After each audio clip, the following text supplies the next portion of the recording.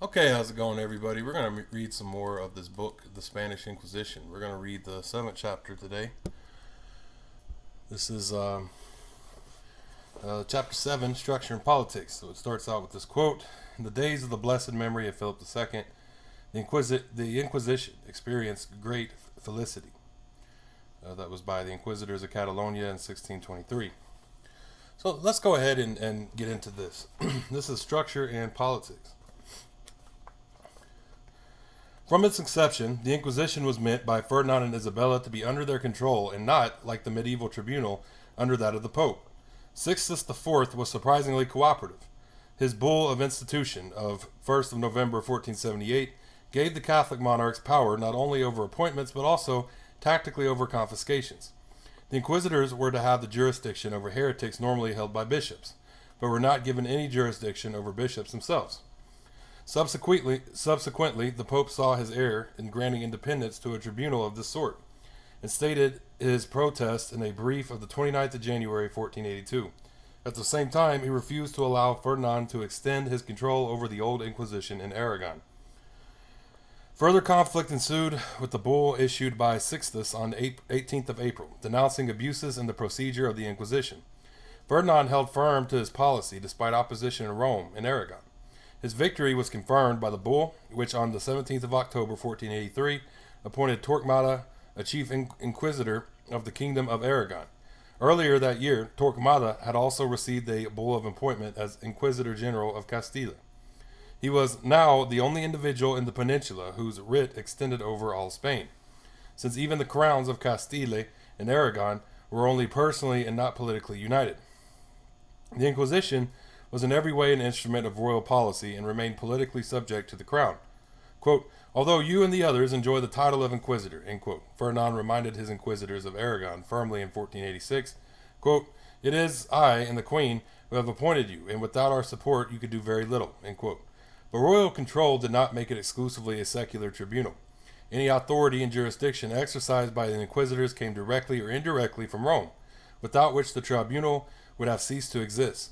Bulls of appointment, canonical regulations, spheres of jurisdiction, all had to have the prior approval of Rome.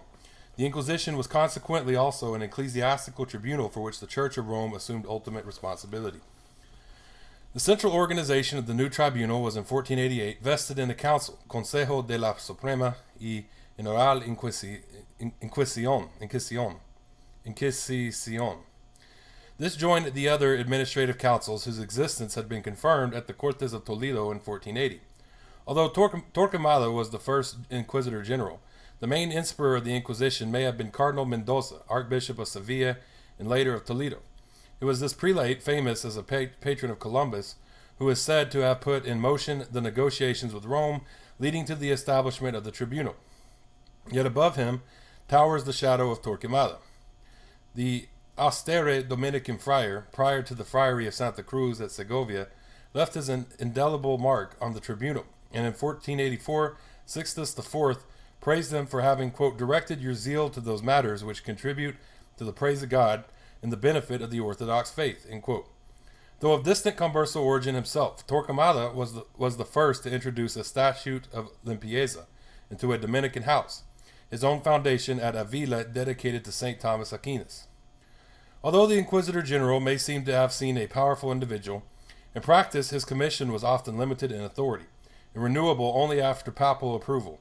Moreover, the Pope could grant equivalent powers to other clerics in Spain, as in 1491, when a second Inquisitor General of Castile and Aragon was appointed for a brief time, and in 1494, when 4 bishops in Spain were promoted to this post at the same time that Torquemada held it. This plural headship of the tribunal continued to exist for political reasons. When Torquemada died in 1498, he was succeeded by Diego de Deza, who in 1505 became Archbishop of Sevilla. It was not until 1504 that Deza became sole head of the Inquisition, because the bishops appointed under Torquemada continued to hold office up to that date. The death of Queen Isabella on the 29th of November of 1504 led to a temporary separation of the kingdoms of Castile and Aragon, because Ferdinand's quarrels with the son-in-law of Philip I of Castile. As a result, Ferdinand asked the Pope to appoint a separate inquisitor for Aragon. This occurred in the June 1507 when Cisneros was appointed to Castile and the Bishop of Vic, Juan Inguera, to Aragon. The two posts remained separate until the death of Cisneros in 1518, when Charles V appointed Cardinal Adrian of Utrecht Bishop of Tortosa since 1516, Inquisitor General of Aragon, as Inquisitor for Castile as well. After this, the tribunal remained under one head alone. The Spanish Inquisition was based essentially on the medieval one. It is a crucial fact that may easily be overlooked because of the wholly different conditions under which each tribunal came into existence. There was in reality no other precedent from which to work, and the Spanish Inquisitors followed down to the last detail in all aspects of arrest, trial, procedure, confiscations, recruitment of personnel. The regulations that had been in use in 13th century Languedoc and Aragon. As late as the reign of Philip II, the Classes Aragonese Manual of Aymeric could be accepted as a standard guide by its Spanish commentator Francisco Peña. There is no reason, therefore, to suggest that the Inquisition in the Peninsula was peculiarly Spanish, apart from some obvious differences, such as the transfer in Spain of authority over heresy from bishops to inquisitors. The Inquisition in the Peninsula was simply an adaptation to Spanish conditions of the medieval French tribunal. The first rules drawn up were those agreed upon in meeting at Seville on the 29th of November, 1484. Under Torquemada, these were amplified in 1485, 1488, and 1498. His successor, Diego de Deza, added some articles in 1500. All these regulations were later known under the collective title of Instrucciones Antiguas. They were unsystematic, had to be regularly modified, and led to variations of practice between different tribunals. An organized bureaucratic inquisition emerged only with the issue in the 1561 of the Instructions of Fernando de Valdez, in 81 clauses. These set out to achieve a centralized organization, firm control by the Suprema, and financial stability for the tribunals. A product of the crisis years of 1558, the Valdez Instructions gave the Holy Office a reputation for rigidity. Subsequent modifications were collected and printed by Gaspar Isidro de Arguello at Madrid in 1627 and 1630. This was followed by the comprehensive Instrucciones published in Madrid in 1667. The Council of the Inquisition, sometimes known for short as the Suprema, was presided over by the Inquisitor General. All authority exercised by inquisitors was at one time held to be by direct delegation from the Pope. But later this was modified to the opinion that it was the Inquisitor General himself who delegated that papal powers. Though he might be nominated by the crown, only the Pope could appoint him. Growth of the Inquisitor General power was modified by the increasing authority of the Suprema. The relationship between Suprema and Inquisitor General was never satisfactorily settled because they usually acted in concert and did not dispute supremacy. But there were several occasions when the council attempted to take an independent line. In the early years of Philip IV, conflicts between the council and its chairman were persistent, but the Inquisitor General of the time, Cardinal Zapata, angrily told his counselors not to interfere in what did not concern them. Quote, "There was a dead silence," end quote, a secretary recorded. Quote, "And none of the members of the council said a word," end quote. In the early 17th century, the Suprema consisted of about 6 members, who usually met every morning and also 3 afternoons a week. The afternoon sessions, normally on legal business, were attended by 2 members of the Council of Castile. Correspondence was divided between 2 secretariats, one for, quote, Aragon, and one for Castile. Members of the Suprema were appointed by the king alone, and the Suprema usually issued orders without any need to have the vote of the Inquisitor General. When divisions arose in the council, a decision was taken by a majority vote, in which the vote of the Inquisitor General counted no more than that of another. This did not affect his unique authority.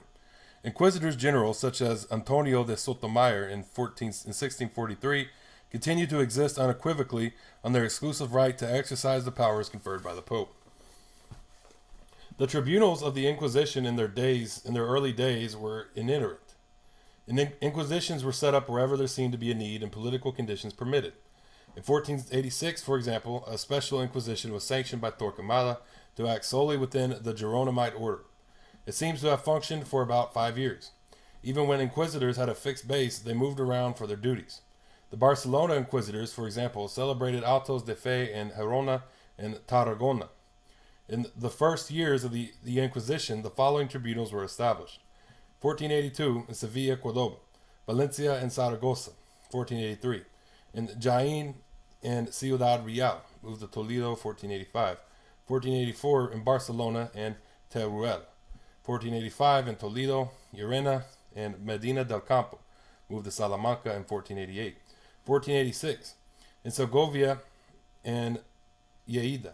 1488 in Salamanca, Murcia, Alcaraz, Mallorca, and Valladolid, moved to Palencia in 1493.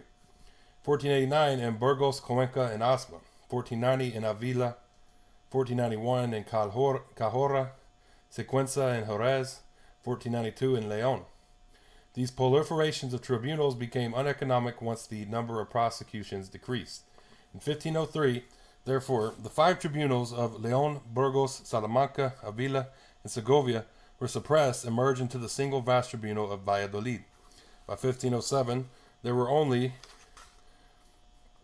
7 tribunals in Spain, where in 1495 there had been 16. Several changes occurred in the 16th century, including the establishment of the tribunal at Granada in 1526. After 2 unsuccessful attempts, an Inquisition was finally set up in Galicia in 1574. See, so they have a graph here. It says the permanent tribunals of Spain with dates of first establishment. See, the Crown of Castillo had one in Sevilla, 1482, Cordoba, 1482, Toledo, 1485. I think it's what he just listed off here. Toledo, 1485, Llerena, 1485, Valladolid, 1488, Murcia, 1488, Cuenca, 1489, Las Palmas, 1505, Logroño, 1512, Granada, 1526, Santiago, 1574, Madrid, 1640. Crown of Aragon had Zaragoza in 1482, Valencia, 1482, Barcelona, 1484, and Mallorca in 1488. The location of the districts is shown in the in-paper map. It is evidence of the remarkable indifference of the Inquisition to other secular or ecclesiastical authority, that its districts often cross political frontiers. The territory of Orihuela in Valencia, for example, was put under the Tribunal of Murcia. Teruel in Aragon was put under the Tribunal of Valencia. Calahorra in Castile was put under the Navarrese. Tribunal of Logroño and Lleida in Catalonia fell under the control of the Tribunal of Aragon. The Inquisition was able to do this because its authority, unlike that of the Crown, covered the whole of Spain regardless of frontiers. Portugal, for the period of 1580 to 1640, when it came under the Spanish crown, at first kept its Inquisition entirely independent. In 1586, however, Philip II nominated the Cardinal Archduke Albert of Austria, who was governor of Portugal, as head of the Portuguese Inquisition, so bringing the Portuguese tribunal more into touch with Spain. Each tribunal, according to Torquemada's instructions of 1498, was to consist of 2 inquisitors, a jurist and a theologian, or 2 jurists, an assessor, calificador, a constable, alguacil, and a prosecutor, fiscal, with any other necessary subordinates. The number of personnel grew rapidly. By the end of the 16th century, the major tribunals of the peninsula had 3 inquisitors each, contrary to the image, still widely current, of inquisitors as small-minded clerics and theologians, fanatically dedicated to the extirpation of heresy. In the 16th and 17th centuries, the inquisitors were an elite bureaucracy. Because the Holy Office was a court, its administrators had to be trained lawyers. Diego de Simancas thought that, quote, it is more useful to have jurists rather than the theologians as inquisitors, end quote. Theological problems were normally left to the assessors to sort out. By the same token, inquisitors did not have to be clergy, and could be laymen. All this shows that the inquisitors were in principle a bureaucracy, not of the church, but of the state. They received their training in the same institutions that contributed personnel to the councils of state, corregidorships, and high courts. This conclusion is confirmed by what we know of the origins and careers of the inquisitors. An annalist of 57 inquisitors of Toledo from the period of 1482 to 1598 shows that all but 2 had degrees and doctorates based on the study of law at university, and that nearly half been trained at the exclusive colegios mayores. Philip III, in 1608, stipulated that all inquisitors must be letrados or jurists. Making use of this legal background, many went on to serve in the high courts of the realm. For these, service in the Inquisition was merely a stepping stone to a further career. In practice, of course, the bureaucracy of state and church overlapped, so that although some inquisitors were laymen, it was more useful to be in holy orders. Moreover, the ecclesiastical character of inquisitors was underlined by their dependence on canonries for income and by the subsequent promotion of many to bishoprics. The sparsity of tribunals and their limited personnel made it essential to seek additional help from members of the public. This was achieved through familiars and commissarios. The familiar was a common feature of the medieval Inquisition and was continued in the Spanish one. Essentially, he was a lay servant of the Holy Office, ready at all times to perform duties in the service of the tribunal. In return, he was allowed to bear arms to protect the inquisitors, and enjoyed a number of privileges in common with the other officials. To become a familiar was normally an honor, and the Inquisition in its peak days could boast of a high proportion of nobles and titled persons among its familiars. By the beginning of the 16th century, the familiars were banded together in a brotherhood, or hermandad, known as the Congregation of Saint Peter Martyr, modeled directly on the associations founded by the medieval Inquisition after the murder of an inquisitor, Peter Martyr, in Italy in 1252. Commissarios were normally local parish priests who acted for the Inquisition on special occasions and also supplied it with information. They were brought into existence from 1560s. Familiars acquired notoriety in fact and in legend for acting as informers, but this was never their real purpose. Neither familiars nor commissarios were meant to be spies. The records of the Inquisition show clearly that the majority of denunciations were made not by them, but by ordinary people, neighbors, acquaintances, in response to appeals made in the edicts of faith or simply as a result of personal conflicts. Since familiars were usually laymen, it was inevitable that jurisdiction over them in cases of crime should be claimed by the secular courts. Conflicts arose regularly over this, and it was only in 1518 that Charles V decreed that the cognizance by secular courts of criminal cases concerning familiars and other officials and servants of the Inquisition was contrary to its privileges. After this ruling, the tribunal did not hesitate to protect even the humblest of employees from the justice of the civil courts, a position that led to further friction and quarrels. One solution to which the Inquisition agreed was voluntary limitation on the number of familiars. The Concordia of Castillo in 1553 was devoted largely to defining the number of familiars and the jurisdiction of the civil courts. In all serious crimes, secular justice was the whole good, and the Inquisition was limited to the cognizance of petty offenses only. Although the Concordia remained in force until the end of the Inquisition, it was only partly successful. Disputes continued as before, and neither the secular nor the inquisitorial courts were concerned to observe it. In the Fuero provinces, the concession of new Concordias became more frequent because they were even less observed than in Castile. Although Valencia received the Concordia in 1554, by which the number of familiars was reduced and jurisdiction defined, it was found necessary in 1568 to issue a new one, reinforcing the clauses of the earlier Concordia and adding new rules. Philip II, in a note of the Inquisitor General in 1574, admitted that he had personal experience of the problems. Quote, "We all know that in the past there have been very great irregularities, and I can assure you that I saw it in Valencia with my own eyes." End quote. Reforms were not effective, to judge by a report of the Council of Aragon on the 21st of July in 1632, which claimed that no peace or safety could be expected in Valencia unless there was a reform of the selection of familiars, since nearly all the crimes committed involved familiars who were sure to escape with impunity, relying as they did on the intervention of their protectors, the Inquisitors. In Aragon, the struggle was even more pronounced because of the great pride taken in their constitutional liberties by the aristocracy of the realm.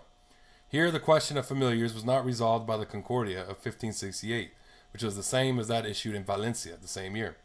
It was only after 1646, when the Cortes of Aragon had passed measures which restricted the jurisdiction of the institution, that some satisfaction was gained by the secular tribunals of the realm. In Catalonia, conflicts over familiars were nominally settled by a Concordia made at the Cortes of Monzon in August of 1512. But the Inquisition never really accepted this. Then in 1553, the Cortes ruled that no official exercising civil jurisdiction in Catalonia could be familiar. Further disputes ended in the Inquisition proposing a Concordia in 1568. This was violently opposed by the Catalans. The Viceroy reported that, quote, "all the courts, the councillors, and the deputats and other judicial officers are determined to lay down their lives," end quote, rather than accept it. Small wonder that the Barcelona Inquisitors reported that, quote, "they will not be content until they have driven the Inquisition from this realm," end quote. Finally, in 1585, it was agreed by the Inquisition at Monzon that in Catalonia, quote, familiars and officials of the Holy Office cannot be admitted to office in the courts or in public administration, end quote. It was a unique concession. The endless story of disputes over the number of familiars and problems over jurisdiction has tended to overshadow the history of the familiars themselves by creating a network of them within each tribunal district. The Inquisition was able to attach to its interests a possibly influential section of the local population, because the number appointed was often excessive. Concordias between state and Inquisition in both Castile and Aragon attempted to set out ceiling figures. The social standing of familiars was of paramount importance to the Inquisition, which attempted to recruit from the highest circles in the purest blood. In Galicia, the policy seems to have succeeded in the trading areas, for the 25 familiars in Santiago, were the wealthiest merchants in the city. But inland, it was difficult to find suitable candidates. As a rule, people were happy to accept the post if it protected them from secular jurisdiction and gave them privileges of freedom from some types of taxation. In both Andalusia and Valencia, gentry were a small but significant portion of familiars. In the predominantly rural society of those times, however, most familiars were inevitably peasant farmers, labradores. Virtually all familiars in Catalonia, for example, were farmers, with merchants as a significant proportion only in the ports. Thanks to the Accord of 1585 in Catalonia, no public officials could become familiars, so the post was neither prized nor respected. In 1632, the Inquisition was complaining that it had only 5 familiars in Barcelona, and all of lowly status. Although the network of familiars established a presence for the Inquisition, it did little else. It did not act as a form of social control. In Catalonia, only about half the parishes in 1600 had familiars. In Valencia, there were few in the Morisco towns where they were most needed. And in Galicia, only a tiny fraction of towns had them. Nor is it likely that a single familiar in a rural community could have risked his life to become a professional informer. In some areas, familiars were openly discriminated against, if we may believe the Inquisitors of Llerena complaining in 1597 of, quote, the injuries which the corregidores, legal officials, and town councils commit against the familiars of the Holy Office simply because they are familiars. The fact is that a man can live in his village for 20 or 30 years without the officials doing anything to injure him, but as soon as he becomes a familiar, they move against him, especially if there are conversos in the town council. End quote. The steady decline in the number of familiars in Spain suggests that the post, even with its privileges, was never much sought after. Between 1611 and 1641 in Galicia, the number of familiars fell by 44%, where previously they had existed for 226 villages. Now they were to be found in only 108. The evidence suggests that the Inquisition never built up an organizational apparatus of social control, and that its impact on the daily lives of most Spaniards was infrequent and marginal. The Inquisition had to pick its familiars from available material, and the same applied to comisarios. Chosen mainly from the rural clergy, comisarios helped with paperwork and with religious aspects of the Holy Office. They also frequently passed on denunciations to the regional Inquisitors. Without their essential help, the Inquisitors would have been wholly unable to carry out their role in Spanish countryside. In some areas, depending on the duties they had to carry out, comisarios were men of education. In others, they fell far short of the required standard. In 1553, the Bishop of Pamplona complained that those in the diocese were, quote, idiots, end quote, and had elected to become comisarios only in order to escape from his jurisdiction. The most surprising aspect of the administration of the Holy Office was its often inadequate financing. Even though it was a government department, it was left to fend for itself. In this, it mirrored the model of the medieval Inquisition, which never received a fixed source of revenue. The Spanish tribunal was from the first financed out of the proceeds of its own activities. Confiscations were, in the early period, far and away the most important source. Confiscation of property was the standard punishment prescribed by canon law for heresy. Ferdinand stated in 1485 that confiscations imposed in Spain were by order of the Pope, so it would seem the Church controlled the process. In fact, at the beginning, it was the secular authorities who carried out confiscations. Only later did the Inquisitors take over control. There were normally 2 stages to the exercise. At the first stage, upon the arrest of a subject, his goods and income were, quote, sequestrated. This could have terrible consequences and was much dreaded. The sequestrations were used to pay the cost of the prisoner in gaol.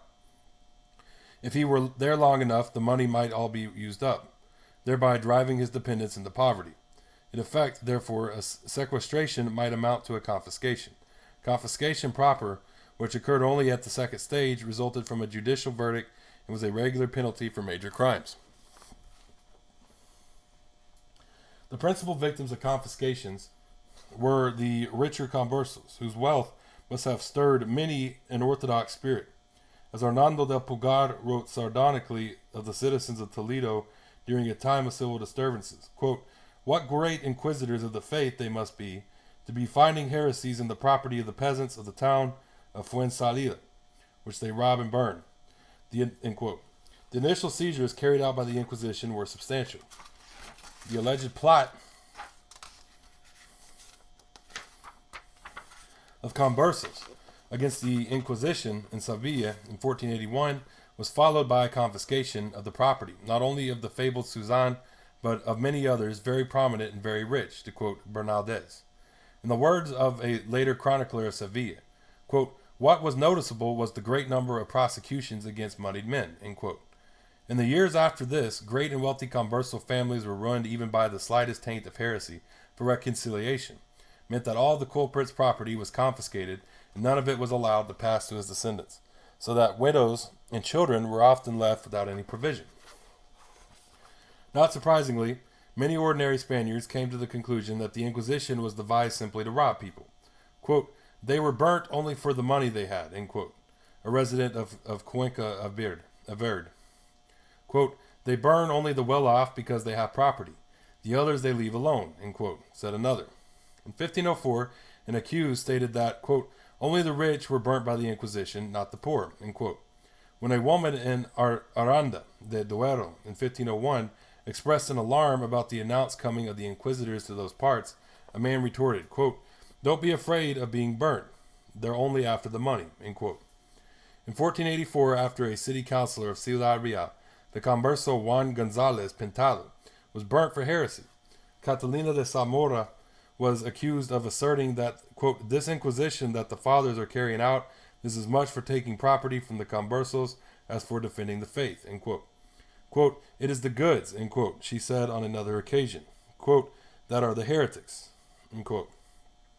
This saying appears to have passed into the common usage in Spain. The city authorities of Barcelona, protesting in 1509 against the technique of confiscations, complained that, quote, "goods are not heretics," end quote.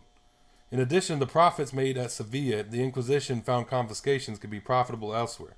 During its brief long stay in the small town of Guadalupe in 1485, enough money was raised from confiscations by the tribunal to pay almost entirely for the building of a royal residence costing 7,286 ducats.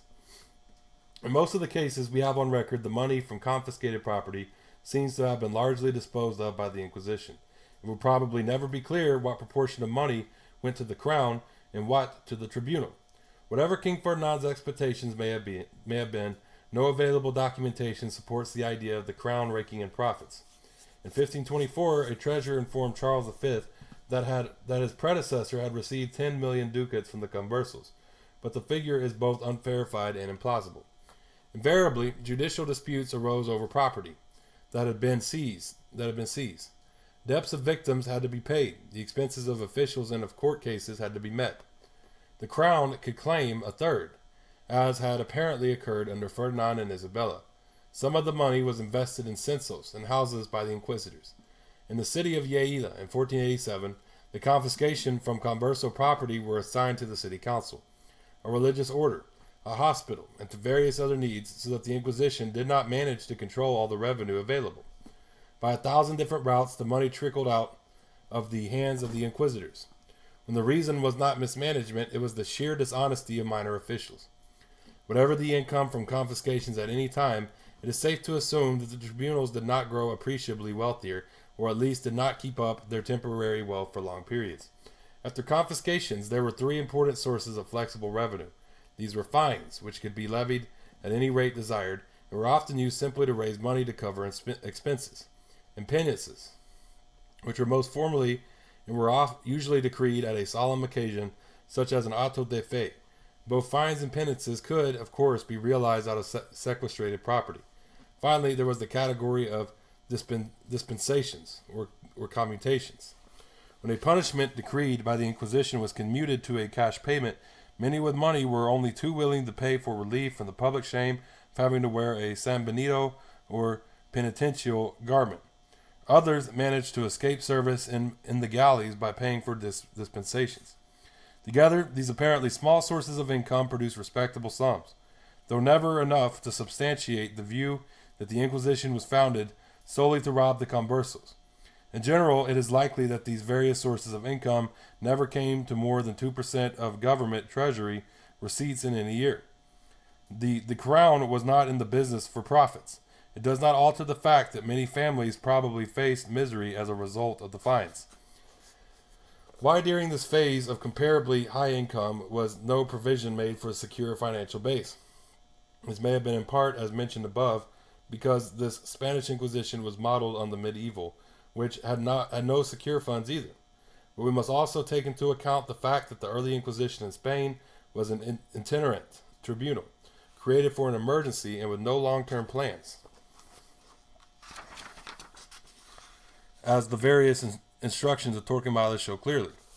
The Catholic monarchs may well have thought of it as being no more permanent than the other useful organizations of theirs, the Hermandad. There were certainly no financial problems in the first years. After Isabella's death in 1504, however, there was a sharp drop in confiscation income. Quote, "It is reported that the costs of the Inquisition exceed its income," end quote, an official noted. The treasury of the Inquisition received in 1509 1/10 of what it was receiving in 1498. Over the next generation, with the disappearance of the great persecution of conversos, income plummeted. The crown had to decide what to do about the situation. Because the Inquisition was strictly a royal tribunal, revenue from confiscations and fines went in the first instance to the crown, which then paid out for the salaries and expenses of the inquisitors. Under the Catholic monarchs, the Holy Office was totally subject to the crown for finance. As late as 1540, the Suprema reported that orders for the salaries of inquisitors in the crown of Aragon were always signed by the king and not by the Inquisitor General. The crown, however, helped itself to considerable inquisitorial income, and very soon it had to find extra money for salaries. Ferdinand, therefore, turned to the church. In 1488, the Pope granted him the right to appoint inquisitors to one prebend, when vacant, in each cathedral or collegiate church. The king made 10 presentations that year. His state expenditure had, however, endangered the financial position of the Inquisition, and under the absentee Charles V, the Suprema slowly began to take control away from the crown. In the 1540s, royal control was virtually nominal, and by the 1550s, the Suprema was withholding details of the confiscations from the king. It was at this period that the Inquisition attained its next secure source of revenue. Already in 1501, the Pope had granted to all the tribunals of Spain the income from specified canonries and prebends, but for several reasons this had never fully taken effect. The government was still wrestling with the problem half a century later. In 1547, Prince Philip informed his father that he was discussing the Inquisitor General Valdez and Francisco de los Cobos. Quote, "A memorandum they have drawn up on their ideas and the reform and supply of the salaries of the Inquisition." End quote. The emperor, he added, quote, "knows better than anybody how important it is to maintain the Inquisition in these realms, and how great an advantage it would be if they had to secure salaries." End quote. Impressed by the struggles of the Inquisition against heresy within Spain, the Pope in 1559 generously repeated the terms of the grant in 1501. The concession was a response to efforts which Valdez and Philip II had been making for several years. From now on, aided by the income of the ecclesiastical offices and from various financial agreements made with the Moriscos in 1570s, the Inquisition became less independent on the crown for survival. It also ceased to rely on confiscation. The canonries and investments, censos, provided a more enduring income. The evolution from deficit to relative stability can be seen in the case of the Tribunal of Llerena. In the early 16th century, with profitable income from Judaizers, now virtually a thing of the past, most tribunals faced severe problems. The dangers of the situation were certainly in the mind of the anonymous Converso of Toledo, who in 1538 directed a memorial to Charles V. Quote, "Your Majesty should above all provide that the expenses of the Holy Office do not come from the property of the condemned, because it is a repugnant thing if inquisitors cannot eat unless they burn." Racia, this is unless they burn Recia cosas que cias no queman no comen. End quote. Unfortunately, this is exactly what the Inquisitors of Llerena were forced to do. With no revenue coming in, they were obliged to go out and look for it. Quote, we must look out, end quote, one Inquisitor commented, quote, for a solution to maintain the said tribunal in the future, end quote. In July of 1554, the Inquisitor Dr. Ramirez informed the Suprema that, quote, this Inquisition cannot subsist without going on a visitation every year, end quote.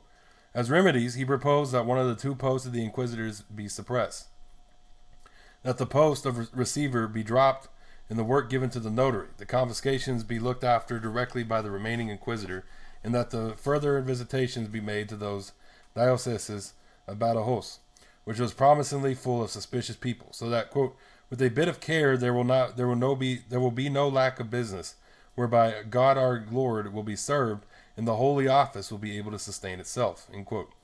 By July of 1572, with the new system of canneries, all this had changed. Two canneries in Badajoz and Ciudad Rodrigo now brought in 680,000 maravedis a year, 1,813 ducats, an extensive confiscation from the wealthy family of Lorenzo Angelo in Badajoz, raised income in 1572 to nearly 2 million maravedis, 5,000 ducats. For the next 2 centuries, confiscations and canneries remained the chief direct source of finance for each tribunal.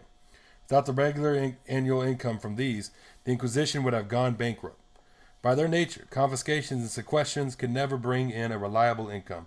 The vast majority of all those accused by Inquisition were people of humble means, and the Inquisitors would need to have had a regular annual turnover of hundreds of prisoners in order to get anything like a substantial revenue. Windfalls like the great persecution of Chuetas in Mallorca in the 1680s were exceptional. The normal picture was of tribunals trying desperately to find income for the costs of administration, prosecution, maintenance of prisoners, and the increasingly expensive autos de fe. Why were the tribunals in constant debt? Quite apart from the insufficient income and the difficulties caused by the highest inflation rate in Europe, the problems of the Inquisition could be explained simply by the fact that bureaucracy was absorbing an enormous proportion of income. In 1498, Torquemada had suggested that each tribunal have 2 inquisitors and a small number of officials. By the late 16th century, this concept of a modest establishment had disappeared forever. Cordoba in 1578 had 26 officials. Llerena in 1598 had 30. The number in each case included 3 inquisitors. In Cordoba, salaries consumed 75.6% of income. In addition to this, each tribunal had to send a proportion of income to the Suprema, which had its own heavy expenses. Local tribunals also had to finance special expenses such as the autos de fe. This brings us to the most crucial source of inquisitorial income, censos or investment income. We know that the Inquisition never became a great property-owning institution, and that the estates owned at the end of the 18th century were of modest value only. The Tribunal of Seville, for example, owned a total of 25 rented dwellings and 2 small estates in 1799. The Holy Office had never lacked the opportunity to become rich, but several factors had hindered it doing so. Sequestrations and confiscations did not always produce their full values. Against them had to be set the cost of maintaining prisoners, the debts already owed by those arrested, and the claims of innocent dependent relatives. The need to have a steady income, one quite independent of the unreliable and irregular income from confiscation, was undoubtedly the main reason why the 16th century most tribunals were investing heavily in censos. After the turmoil of the Morisco explosions, we find that the Valencia tribunals in 1630 were 45,500 ducats invested in censos at 5%, yielding an annual income of 2,275 ducats.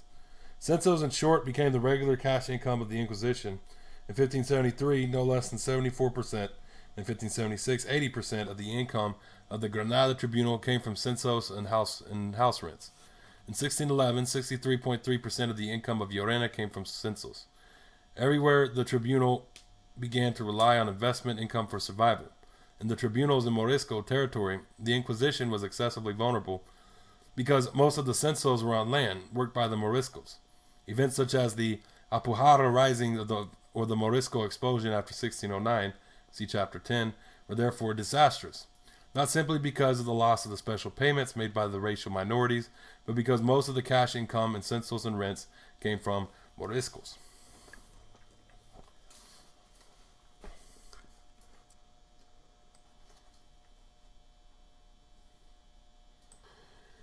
The Inquisition, in financial terms, became a sort of bank through which money was from various sectors of society, conversos, moriscos, financiers, was channeled. Since the Inquisitors needed a regular flow rather than future benefits, censos were a fair business risk and preferable to any other economic activity. They brought in 7% in the late 16th century, arguably a higher rate of return than most other investments. Inevitably, individual inquisitors saw no reason why they should not also profit. Lea cites the cases of the Suprema president, who was banished in 1642 for malversation of funds, and the inquisitor who died in 1643, allegedly leaving 40,000 ducats in gold and silver. One may well suspect that some tribunals were richer than their financial statement suggested. Take, for instance, the Tribunal of Toledo, which on paper had a permanent deficit. If this were really true, how does one explain the interesting case history of the accountant of the Inquisition there? The priest Juan de Castellana, who was born in poverty, but who managed before his death in 1681 to buy up lands in his hometown, endow a chapel and a hospital, lend money to his town council, buy investments in Madrid, set up a silk manufacturing company, and lend money to the silk merchants of Madrid. Though the Inquisition led a relatively tranquil existence among the people of Spain, its political life was always stormy. Quarrels of jurisdiction plagued its entire career. It had serious disputes with the papacy, the bishops, and virtually every other authority in the state. Its conflicts with Rome usually concerned jurisdiction, but occasionally issues of principle might transform a question of jurisdiction into something much greater. The Inquisition derived its authority from the Pope, and was consequently governed by papal regulations. Complaints against the tribunal could be best dealt with if taken directly to the fount of the authority, the Pope. The Conversities in the 15th century did their best, both in Castile and in Aragon, to obtain papal decrees to modify the rigor of the Holy Office. This was a legitimate procedure, since the constitution of the tribunal allowed appeals to Rome. Rome was eager to maintain its rights, not only to preserve control over the tribunal, but also to protect possible sources of revenue, for the conversos paid liberally for any bulls granted by the Pope. But the Spanish monarchs, supported by the Inquisitors, refused to take cognizance of papal letters that contradicted the verdict of their courts. Ferdinand's famous letter to Sixtus IV in May of 1482 illustrates the firmness of the Spanish attitude.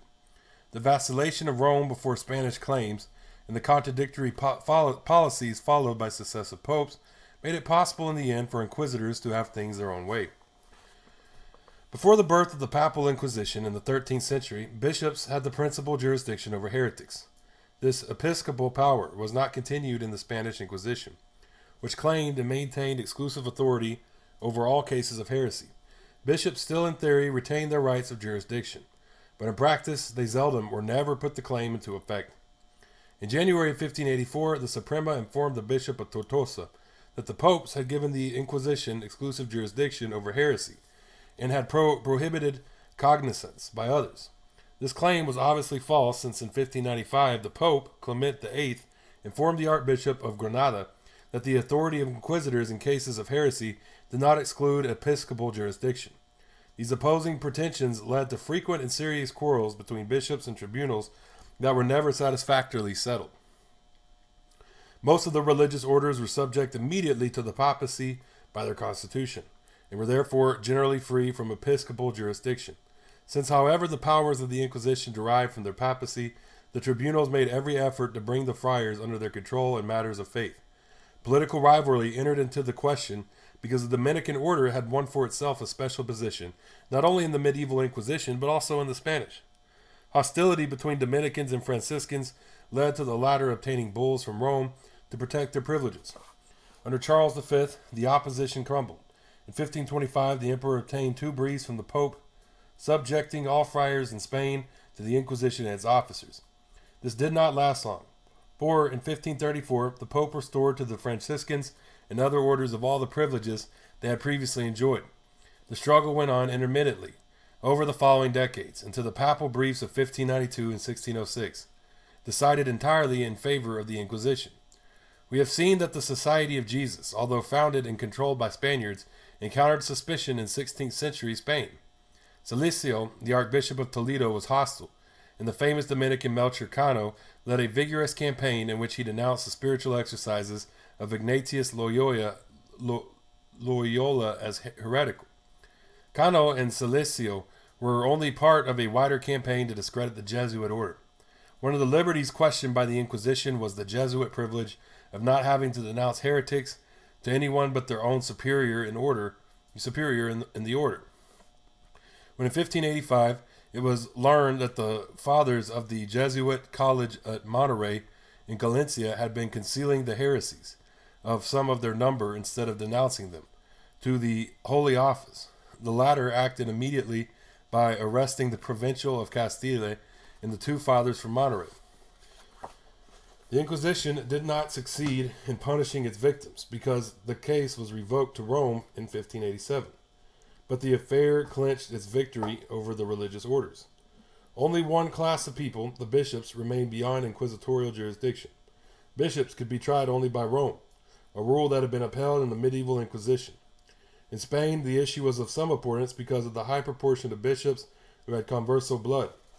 Among the earliest of those singled out for attack by the Inquisition was Bishop Juan Arias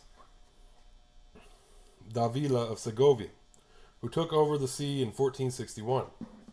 He had refused to allow the Holy Office into his diocese, and on being accused by the tribunal was summoned to Rome in 1490. In his 80th year, even more distinguished was Pedro de Aranda, Bishop of Calahorra, in 1482, president of the Council of Castillo. And he was summoned to Rome in 1493 and died there in disgrace in 1500. One of the most eminent bishops to suffer patent injustice was Hernando de Talavera, whose case we have already noted. But the most famous example of a clash between inquisitorial and episcopal authority in a case that also involved royal and papal privileges was that of Bartolomé de Carranza, Archbishop of Toledo. Bartolomé de Carranza y Miranda was born in 1503 in Navarre, of poor but Hidalgo parents. At the age of 12, he entered the University of Alcalá, and at 17 joined the Dominican order. He was sent to study at Valladolid, where his intellectual gifts soon won him a chair in Ramirez. And Rodrigo de Castro, who was a member of the Suprema, together with about... Let's see if I can... Oh, no, I'm sorry. Missed the page here. Won him a chair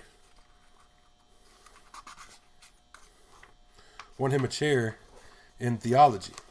In his early 30s, he went to Rome to win his doctorate in the same subject, and returned to Spain famous. For a while, he acted as a censor to the Inquisition, but refused all offers of promotion. In 1542, he refused the wealthy see of Cusco in South America, and likewise rejected the post of royal confessor in 1548, and that of Bishop of the Canaries in 1550. He was twice sent to the sessions of the Council of Trent as a Spanish representative in 1545 and 1551. He returned to Spain in 1553, and the following year accompanied Prince Philip on his journey to England to marry Mary Tudor. There he distinguished himself by the zeal with which he crushed heretics and purified the universities of Oxford and Cambridge, winning for himself the title of the Black Friar. In May 1557, Archbishop Silecio of Toledo died. Philip immediately decided to give the post to Carranza, who refused the honor as he had refused all others. The king was adamant. Eventually, Carranza said that he would accept only if ordered to do so. In this way, he became the holder of the most important see in the Catholic world after Rome. Carranza was a parvenu in the ecclesiastical circles of Spain. His claims to Toledo were less than those of other distinguished prelates in Spain, notably Inquisitor General Valdez. Like Silecio, Carranza was a man of humble origins thrown into a rigidly aristocratic milieu. He had been nominated to see while abroad without any effort by Philip to consult his Spanish advisors. Intellectually, he was far inferior to his brother Dominican, Melchor Cano, a brilliant theologian who had always been Carranza's bittersweet rival in the order. The new archbishop obviously had enemies. Only the weapon of attack was lacking. This was supplied by Carranza himself in the commentaries on the Christian Catechism, which he published in 1558 at Antwerp. The commentaries were considered thoroughly orthodox in doctrine. The Council of Trent examined and improved the work, and numerous other distinguished theologians in Spain agreed with this. But it appears that Carranza was a careless theologian. Phrases in his work were seized upon by hostile critics, notably Cano, and were denounced as heresy. The Archbishop of Granada called the commentaries, quote, reliable, trustworthy, pious, and Catholic, end quote. The Bishop of Almeria said the book, quote, contained no heresy and much excellent doctrine, end quote. Yet Melchor Cano asserted that the work, quote, contains many propositions which are scandalous, rash, and ill-sounding, others which savour of heresy, others which are erroneous, even some which are heretical, end quote. Led by Valdez, the Inquisition accepted Cano's opinion. Small wonder that Pope Pius V claimed that, quote, the theologians of Spain want to make him a heretic, although he is not one, end quote. If there were no actual heresies in Carranza, why was he hooked upon with suspicion by his enemies? Personal enmity loomed large. Both Valdez and Cano detested Carranza. Other mortal enemies were Pedro de Castro, Bishop of Cuenca, who had entertained hopes of the See of Toledo, and his brother Rodrigo. Both these men, sons of the Count of Lemos, were aristocrats who resented the rise of men of humble birth to position of influence. They were to play a key part in the eventual arrest and the imprisonment of the Archbishop. What ruined Carranza was the Protestant crisis in Spain, which occurred at precisely the time of his elevation to the See of Toledo. Interrogation of Carlos de Seso and Pedro Cazalla resulted in detailed denunciations of the Archbishop. On one occasion, he was said to have told him he believed as they did. On another, he was reported as saying, quote, as for me, I don't believe in purgatory, end quote. He was said to have used Lutheran terminology when preaching in London. The Inquisitor General carefully took note of all these testimonies. Still, the Holy Office did not act against Carranza, for as a bishop, he was answerable only to Rome. Valdez made urgent representations to Rome, and in January 1559, Pope Paul IV sent letters empowering the Inquisition to act against bishops for a limited period of 2 years. But both the prisoner and the case were to be referred to Rome. Valdez received the brief on 8th April 1559. On the 6th of May, the fiscal for the Inquisition drew up an indictment calling for the arrest of Carranza, quote, for having preached, written, and dogmatized many heresies of Luther, end quote. After much pressure, Philip II gave his sanction on the 26th of June. On the 6th of August, Carranza, expecting the blow to fall any day, was summoned to Valladolid by the government. Fearing the import of the summons, Carranza set out but delayed the progress of his journey. On the 16th of August, he was met by a Dominican colleague and friend from Alcalá, who warned him that the Inquisition was seeking to arrest him. Shaken by this, the Archbishop continued his journey until 4 days later he reached the safety of Torrelaguna, just north of Madrid, where he met his friend Fray Pedro de Soto, who had come from Valladolid to warn him. But already it was too late. Carranza did not know what 4 days before his arrival the officials of the Inquisition had taken up their residence in Torrelaguna and were awaiting his coming. He reached the little town on Sunday, the 20th of August. Very early in the morning of Tuesday, 22nd August, the Inquisitor Diego Ramirez and Rodrigo de Castro, who was member of Suprema, together with about 10 armed familiars, made their way up to Carranza's bedroom and demanded, quote, open to the Holy Office, end quote. The intruders were let in, and an official addressed the Archbishop, quote, Your Honor, I have been ordered to arrest your reverence in the name of the Holy Office, end quote. Carranza said quietly, quote, do you have sufficient warrant for this, end quote. The official then read the order signed by the Suprema. Carranza protested, quote, do the Inquisitors not know that they cannot be my judges? Since my dignity and consecration, I am subject immediately to the Pope and to no other, end quote. This was the moment for the trump card to be played. Romero said, quote, your reverence will be fully satisfied on that account, end quote, and showed him the papal brief. All that day the Archbishop was kept under house arrest, and in the evening a curfew was imposed on the town. No one was to venture into the streets after 9 p.m., and nobody was to look out of the windows. In the silence and darkness of midnight, the Inquisitors and their prey were spirited out of Torrelaguna. In the early hours of the 28th August, Carranza was escorted into Valladolid and allotted a prison, a couple of rooms, and a private house in the city. Here he was kept under house arrest for over 7 years. During the whole of his confinement, he was not allowed any recourse to the sacraments.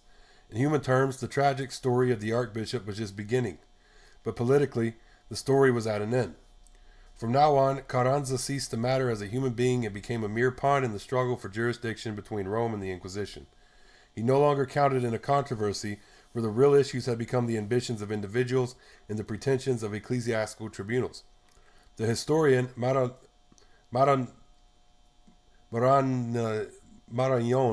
observes that in this atmosphere of villainy there was at least one just man, Dr. Martin de Azpilcueta, known as Dr. Navarro, who accepted a commission from Philip II to go and protect the interests of the Archbishop at his eventual trial in Rome.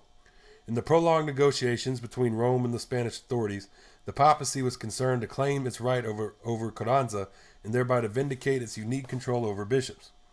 Philip II saw the papal claim as interference in Spanish affairs and refused to allow the Inquisition to surrender its prisoner. Pope Pius IV in 1565 sent a special legation to negotiate in Madrid. Among its members were three prelates who later became popes, as Gregory XIII and Urban VII, and Sixtus V. They failed to make the mission a success, as one of them wrote back to Rome, quote, "Nobody dares to speak in favor of Carranza for fear of the Inquisition. No Spaniard would dare to absolve the Archbishop, even if he were believed innocent, because this would mean opposing the Inquisition. The authority of the latter would not allow it to admit that it had imprisoned Carranza unjustly. The most ardent defenders of justice here consider that it is better for an innocent man to be condemned than for the Inquisition to suffer disgrace." End quote. With the accession of Pius V to the papal throne in 1566, a solution came into sight. From his prison cell, Carranza managed to smuggle a message out to Rome in the form of paper bearing in his handwriting the words, quote, "Lord, if it be thou, bid me come to thee upon the waters," end quote. Matthew 14:28. This was exactly what Pius intended to do. In July of 1566, he managed to reach an agreement with the Spanish authorities to send Carranza and all relevant documentation to Rome. The aging archbishop reached Rome and was placed in honorable confinement in the castle of St. Angelo. The second detention lasted 9 years. Pius V died in 1572 without having decided the case. His successor, Gregory XIII, finally issued sentence in April 1576. The verdict was a compromise made no doubt in order to placate Spain. The commentaries were condemned and prohibited, and Carranza was obliged to abjure a list of errors, after which he was told to retire to a monastery in Orvieto. Meanwhile, the papacy was to administer the vacant and wealthy see of Toledo. The sentence was only in part satisfactory to Philip and to the Inquisition, whose authority would have suffered by an acquittal. It satisfied Rome, which had vindicated its sole authority over bishops, and in a sense, it may have satisfied Carranza, who was not accused of any heresy despite the prohibition of his commentaries, which was to remain in all the editions of the Spanish Index except the last one in 1790. Justice had been replaced by political compromise. Everything had been taken into consideration except the frail old man who, 18 days after the papal verdict had been read over him, contracted an illness from which he died at 3 a.m. on the 2nd of May, 1576. From the beginning, the tribunal was closely allied with and dependent on the crown, with the result that later historians came to regard it as a secular tribunal more than an ecclesiastical one. However, as we have seen, the Inquisition was also an ecclesiastical tribunal. The papacy recognized the jurisdictional existence of the Inquisition, but not apparently of its council, the Suprema, which was a state body. Much ink has been spent on trying to define the nature of inquisitorial authority. The truth is that the Inquisition itself always claimed dual jurisdiction. Problems inevitably arose when it came to defining the frontier between the two types of authority. Though the question of jurisdiction over familiars, for example, had repeatedly been agreed upon through concordias, there continued to be constant quarrels between civil courts and the Inquisition. As late as the 17th century, an official of the Inquisition discussing, quote, whether the jurisdiction that the Holy Office exercises over its lay officers and familiars is ecclesiastical or secular, end quote, came arbitrarily to the conclusion that, quote, this jurisdiction is ecclesiastical, end quote. In other words, secular courts could not try familiars. On the other hand, the Inquisition itself asserted its right to try laymen for non-ecclesiastical offenses and for injuries done to its officers. At one and the same time, then, the Inquisition claimed to be exempt from secular authority, but also claimed to be able to exercise secular authority. It also demanded precedence over both church and state in public events. This was one of the most common causes of conflict. The Inquisitors argued that because they represented both Pope and King, they were entitled to precedence over all other authorities, including bishops and viceroys. As a result, church and city authorities would often refuse to attend autos de fe. The Chancelleria of Valladolid refused to attend the Great Auto Fe of May 1559 for this reason. And in Barcelona, the concellors as a rule never went to autos. The problem of jurisdiction arose out of the peculiar dual nature of inquisitorial power. To confirm its claim of exclusive authority over its own officials, the tribunal always took refuge in the papal bulls it had been granted. Neither the crown nor the church courts, it argued, could go against these privileges. When critics pointed out that this limited the Inquisition to being a papal and ecclesiastical tribunal, inquisitors were quick to retort that, on the contrary, the Holy Office was also a secular tribunal, exercising power delegated by the crown. Indeed, the crown always supported this pretension.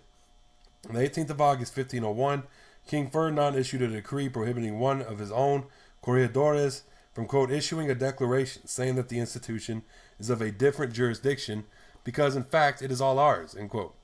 And on the 9th of December, 1503, at Ocaña, Queen Isabella confirmed that the dual jurisdiction of the Holy Office, saying that, quote, the one jurisdiction aids and complements the other so that justice may be done in the service of God, end quote. Armed with these powers, the Inquisitors were, of course, free to arrest royal officials in the name of royal authority, even when royal courts ruled against it. In the 16th century, they arrested the corregidor of Murcia for disrespect, the deputats of Perpignan for insults, and the vicar general of Saragossa for arresting a comisario. They made the entire city council of Tarragona, together with the dean and chapter of the cathedral, attend mass as penitents, with candles in their hands, to atone for not letting the Inquisitors into their city when fleeing from a plague in Barcelona.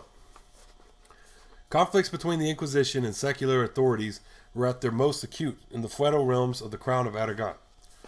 The undoubted hostility of the Inquisition to be fueros was put plainly in a statement of 1565. Quote, there is no point saying that the actions of the Inquisition are against the fueros and laws of the realm, since the Holy Office is not subject to the fueros when these are out of step with the law. End quote. In practice, the Inquisitors were careful not to overstep the limits of prudence. Yet nothing could efface from the minds of officials in the Crown of Aragon that the feeling that the Inquisition was an alien institution.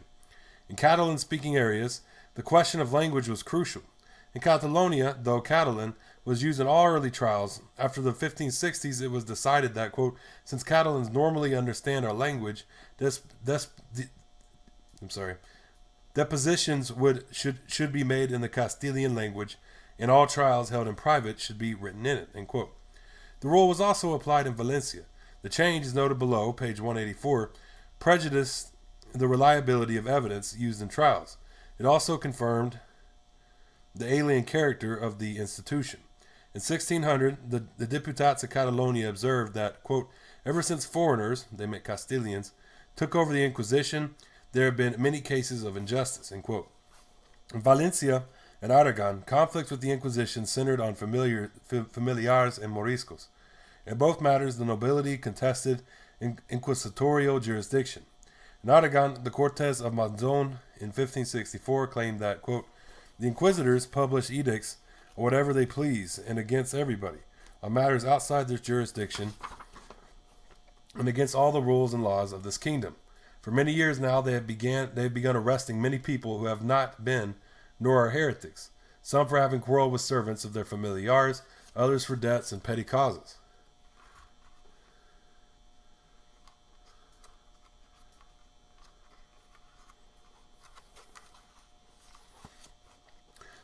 End quote.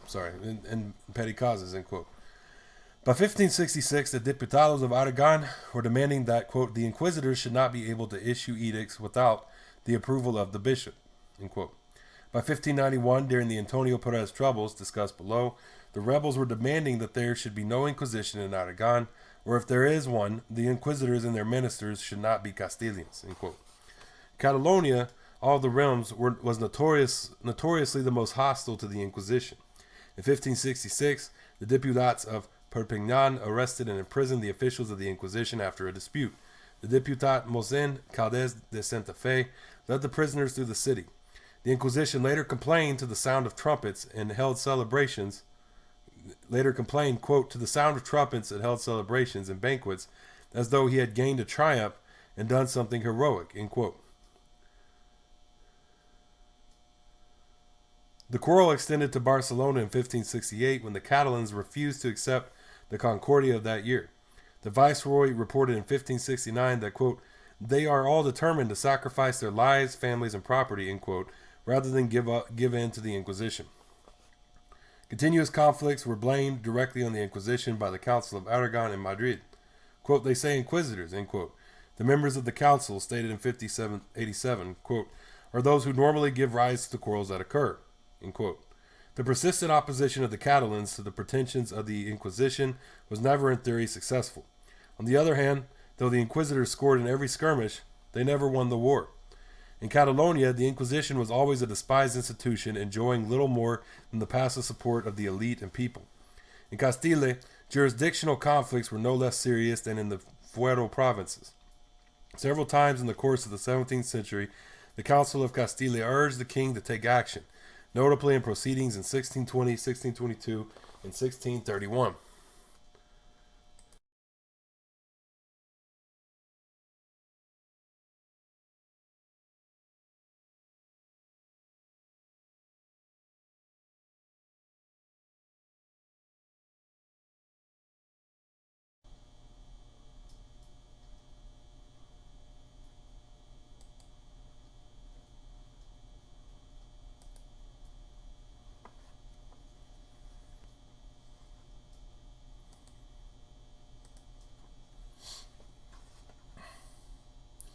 In 1639, the Inquisitors were accused of, quote, enjoying the privilege of inflicting the soul with censures, life with adversity, and honor with exposure, end quote.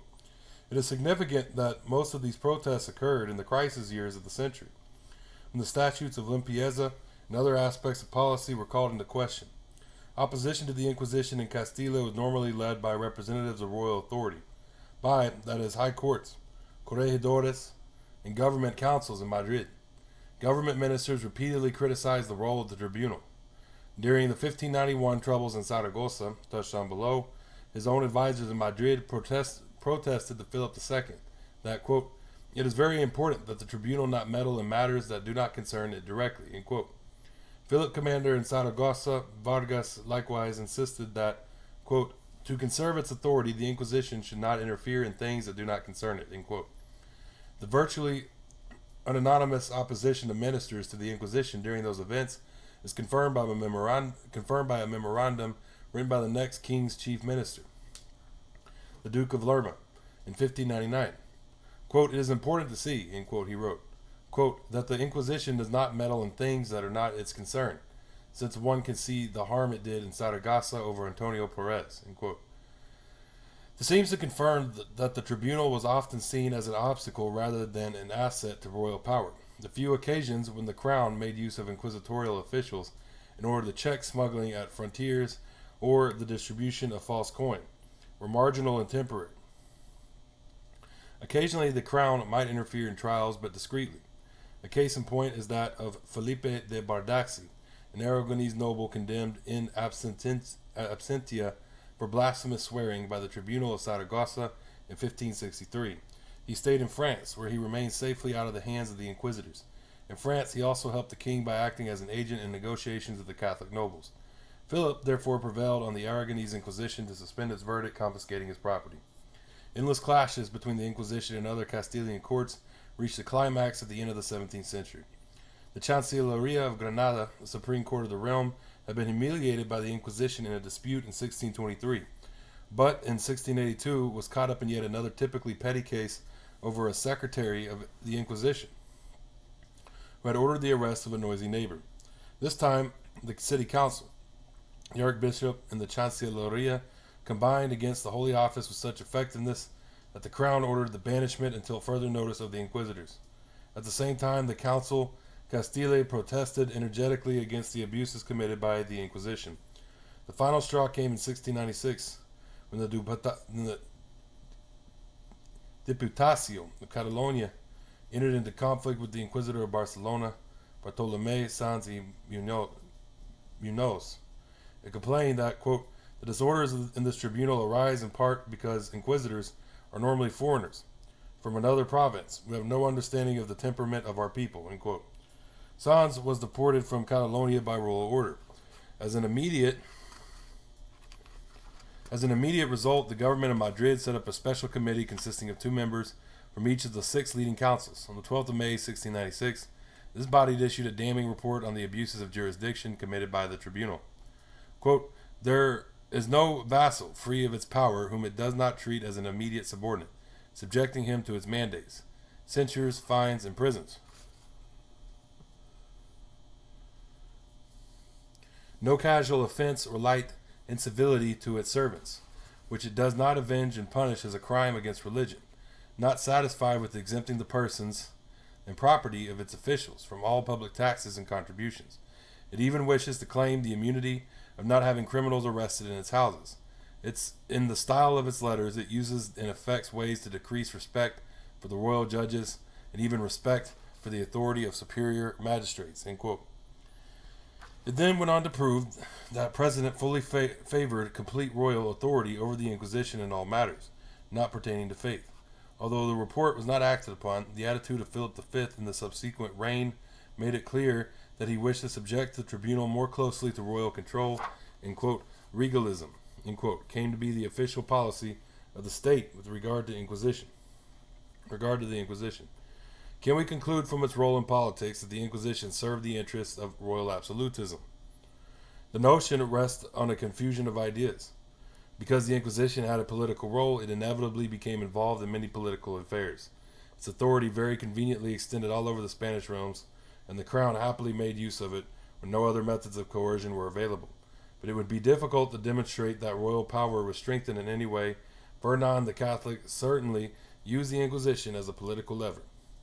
Behind virtually every move of his concerning the Inquisition, political motives can be discerned.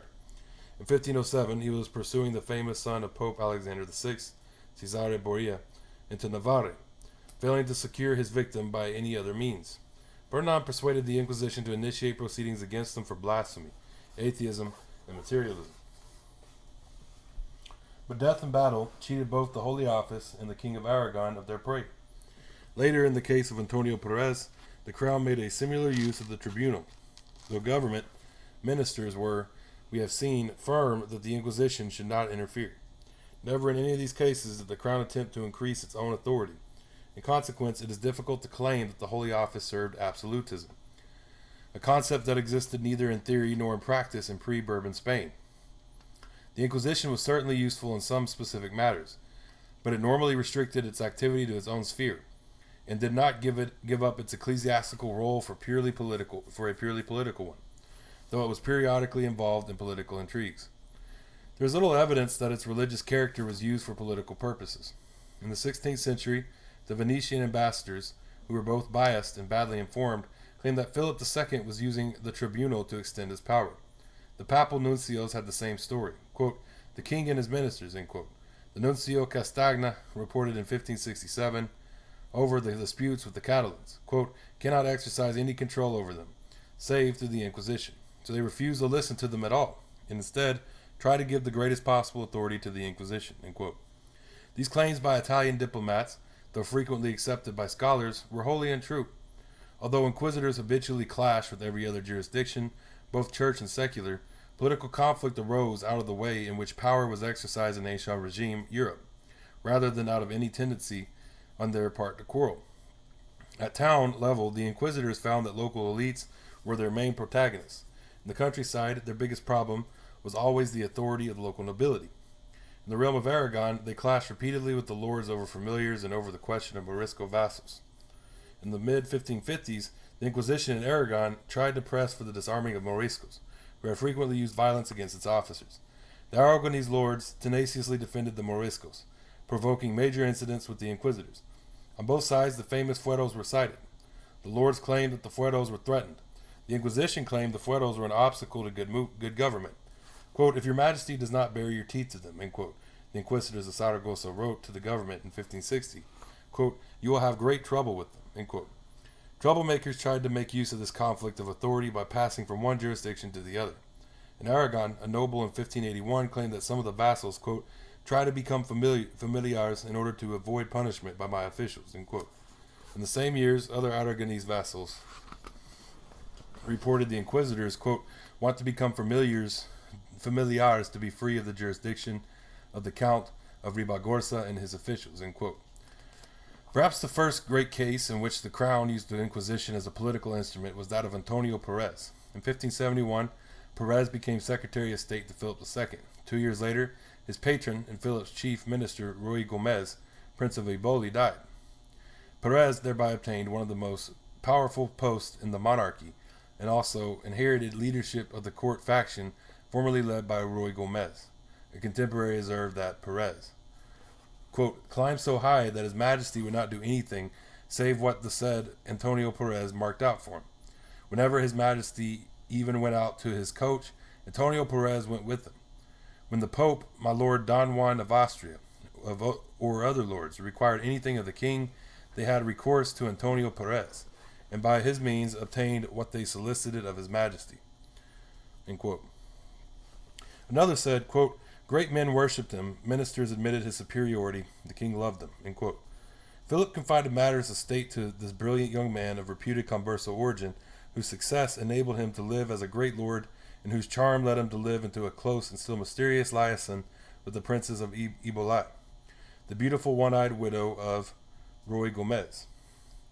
The ambition eventually led to Perez's ruin. At the center of the monarchy, he held the king's secret and controlled the money offered by pretendants to favors. His long hand stretched as far as Flanders, where at that moment the king's half-brother, Don Juan of Austria, was acting both as governor and as pacifier of rebellion. Perez distrusted the implications of Don Juan's policies and disagreed with the attitude of Don Juan's secretary, Juan de Escobedo. He began to influence Philip surreptitiously against them. Suspicious of the way his plans for Flanders were being blocked by Madrid, Don Juan sent Escobedo to Spain in 1577 to make inquiries. When he arrived at court, it became clear to Escobedo that Perez had been playing a double game with his master. With the king, he began to look around for evidence to condemn the royal secretary, but Perez had already managed to convince Philip that Escobedo was the malign influence in the affairs of Flanders. This would, in his mind, make it easier to get rid of Escobedo. He tried using poison, but this failed.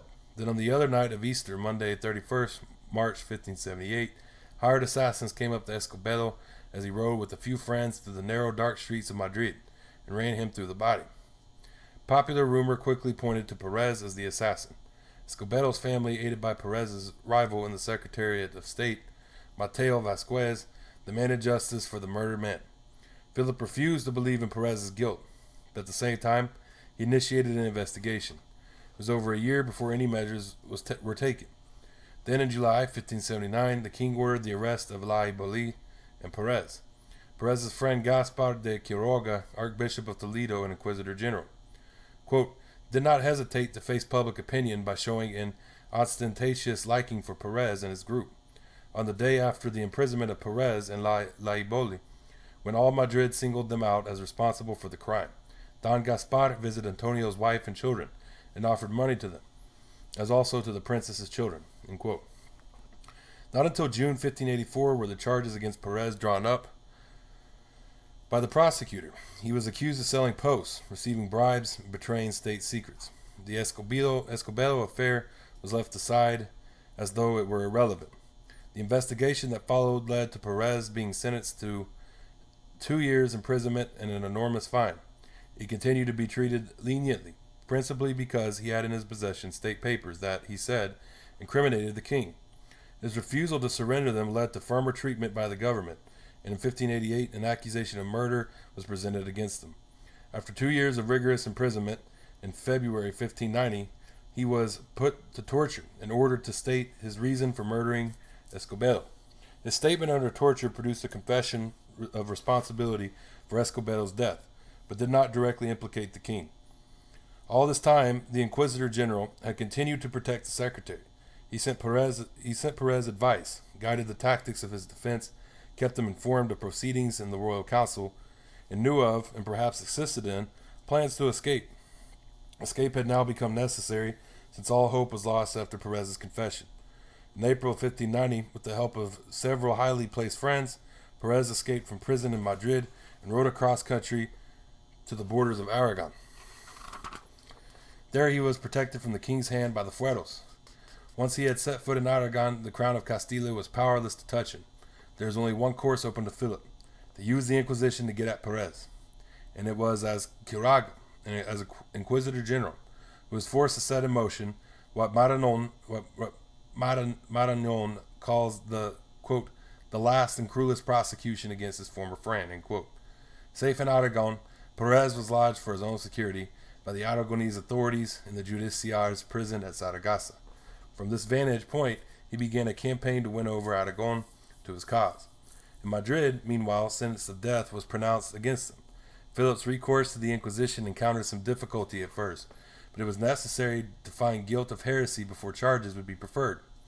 But the royal confessor, Father Chavez, who several years before had taken part in the prosecution of Carranza, now managed to find the necessary evidence in some more innocuous expletives used by Perez. Of one sentence where Perez wagered his words against God's nose, Chavez noted, quote, this proposition is suspect of the Badian heresy, which says that God is corporal and has human members, end quote. Perez's assumed intention to escape abroad from prison, insofar as it included a plan to escape across the Protestant state of Bern, was presented as heresy because it implied consorting with heretics. Armed with these fabricated accusations, the Inquisition proceeded to move. On the 24th of May, 1591, the Inquisitors in Saragossa had Perez transferred from Justiciars prison to their own in the Aljaferia after the Juristar had been induced to sign a warrant for the removal.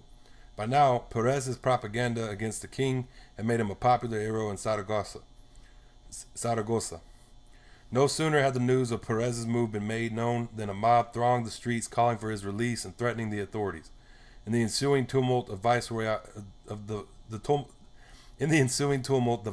Aragon, the Marquis of Almenara, received wounds from which he died a fortnight later.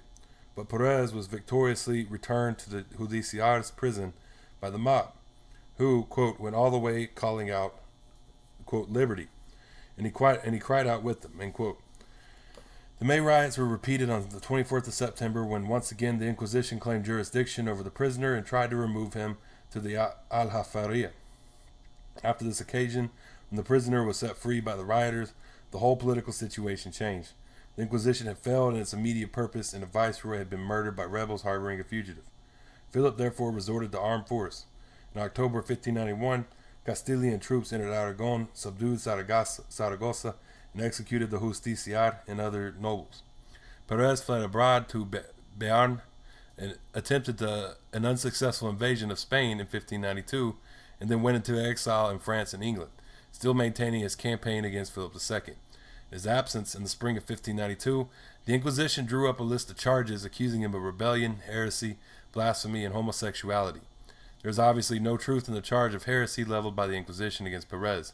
In 1607, Pope Paul V issued a brief absolving him from these accusations. In 1611, the year of Perez's death in Paris, the papal nuncio there certified that he had lived and died a Catholic. Okay, yeah, so that was chapter 7 of this book, The Spanish Inquisition. Next, we're going to read chapter 8, which is how it operated. This chapter was called Structure and Politics. So, thank y'all for, this is Spanish Inquisition. Who wrote this book? I think his name is, Henry Kamen. This was 1998 when this book came out. So, thank y'all for tuning in. Facebook, Twitter, YouTube, TikTok, Tumblr, Medium. All of these are Marxist. Y'all can hit me up there. Reach out to me. Y'all have a great day. And the Latagoy.